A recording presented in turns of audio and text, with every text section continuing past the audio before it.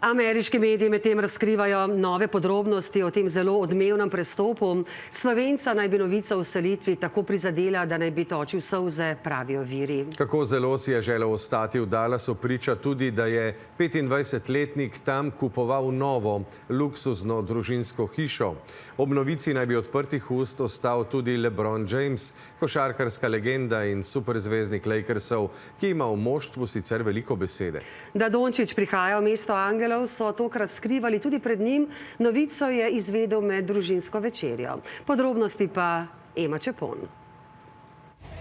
Žalost, bes, nejevero je še vedno čutiti med navijači Dallasa, ki se ne morejo sprijazniti z dejstvom, da Luka Dončić najverjetneje nikoli več ne bo nadel dresa Mavericksov. Najbolj zagrizeni privrženci pred dvorano še vedno puščajo plakate in pisma ter se takole simbolično odrekajo svojemu moštvu.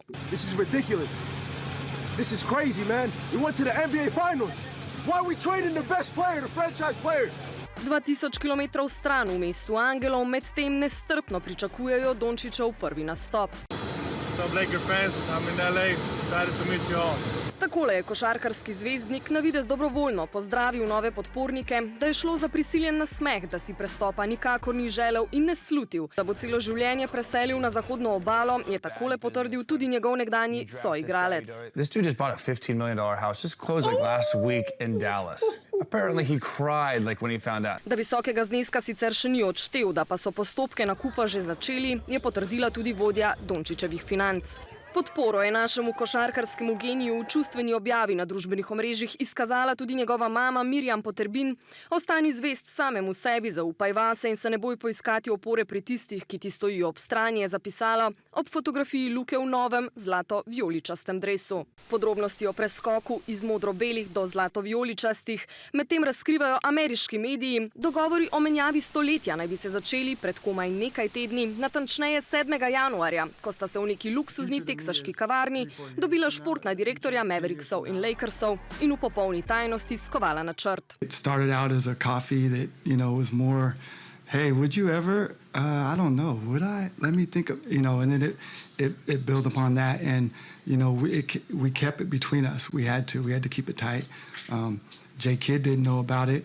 S to lahkotnostjo besed, celo hihitanje med novinarsko konferenco, na kateri so pojasnjevali podrobnosti zamenjave, je Nico Harrison v očeh navijačev Dallasa postal sovražnik številka 1. Podporniki moštva mu s transparenti sporočajo, da jih je izdal, v medijih krožijo javna pisma, v katerih Harrisona pozivajo k odstopu. I find it extremely disrespectful. I find it horrific bad business for you just to go and do this.